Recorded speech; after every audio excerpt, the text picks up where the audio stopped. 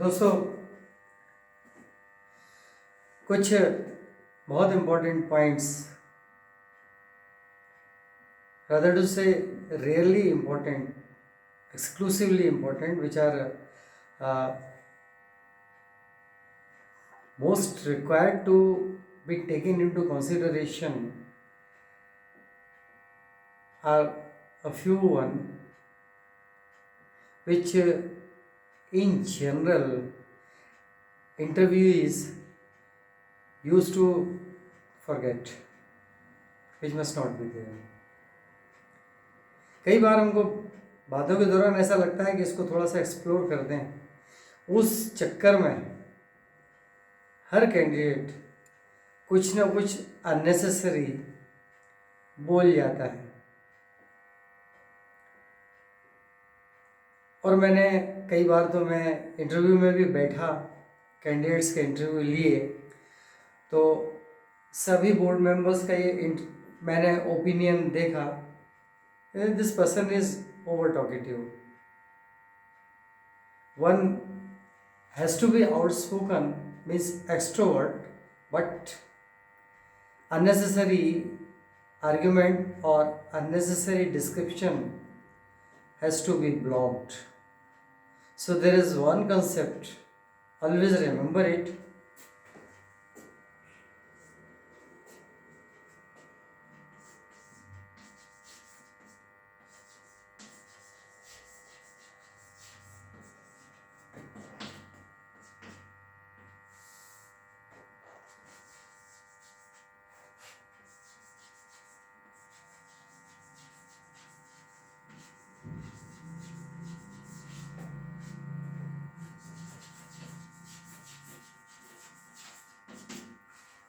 Put a block on unnecessary matters.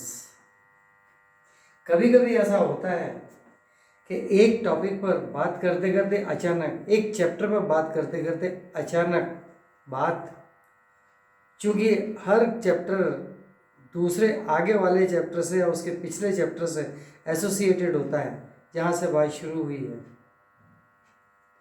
थोड़ा सा idea तो दे दिया,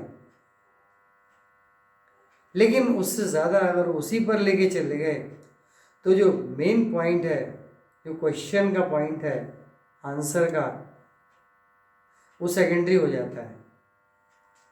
interviewers, what do you think? They are not just well experienced, but they are psychologically well off. Their psychoanalysis is really imminent. बहुत remarkable होता है. वो ज़्यादा अगर आप बोल गए तो वो जज कर लेंगे कि ये आदमी जिस काम को हम देंगे उस काम को छोड़ भी सकता है, किसी दूसरी तरफ भी ध्यान लगा सकता है, और अगर हमने इसको सिलेक्ट किया तो कल ये आ जाएगा हमारे पास कि सर टाइम बहुत कम पड़ गया, ये छोटा मोटा मैटर नहीं है, and that will be called as a hazard, खतरा. So this hazard, probable hazard, can be blocked by blocking unnecessary matters. Interview में कई बार आप अगर ध्यान से उस क्वेश्चन को सुनेंगे और फिर अपने आप को बिल्कुल ऑर्गेनाइज करके बोलना शुरू करेंगे, तो आपको समझ में आएगा कि अपने इनिशियल प्रोग्राम्स में शायद मैंने ये कहा था, those who speak better, argue better और talk better are only better read, better informed and better organised.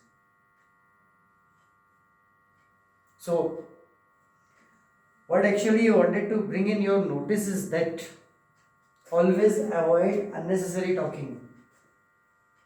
खुद ही समझ लेंगे आप, जब बोलेंगे तो अपने आप समझ में आ जाएगा, इतनी गेस आपकी हो जाएगी कि यार वहाँ नहीं जाना है.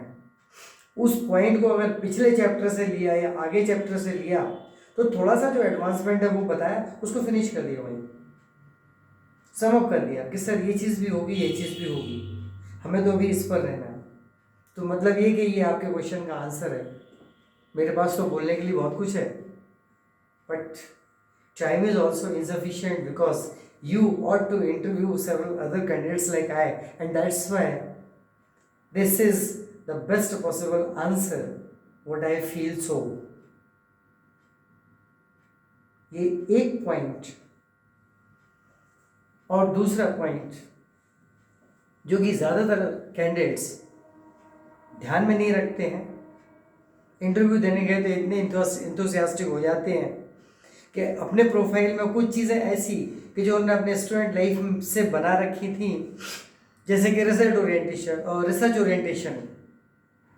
भाई रिसर्चर आप हो सकते हैं, बहुत अच्छे हो सकते हैं, but why try to prove unnecessarily that you have got such kind of inclination over the research profile? No, it's not required.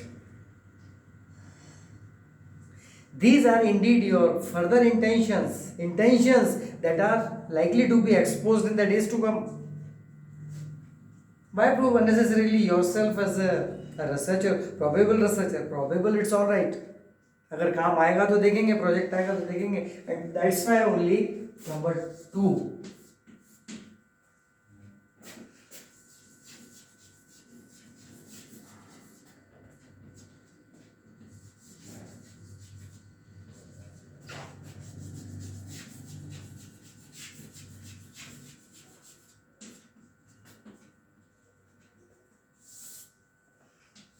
Conceal your intentions. आपके जो ध्येय हैं आगे की, इंटेंशन एक टिपिकल वर्ड है जो ऑब्जेक्ट से बहुत डिफरेंट है। ऑब्जेक्ट तो आज के काम पर है, लेकिन इंटेंशन भविष्य के लिए है। भविष्य में जो होगा देखा जाएगा, जब सामने आएगा तब देखेंगे। बस ये 2 चीज़ें फाइनल राउंड की हैं जो आपको जैकपॉट की तरफ पहुंचा देंगी और आपका हाथ खुद पकड़ के जैकपॉट की तरफ कर देंगी। That's all.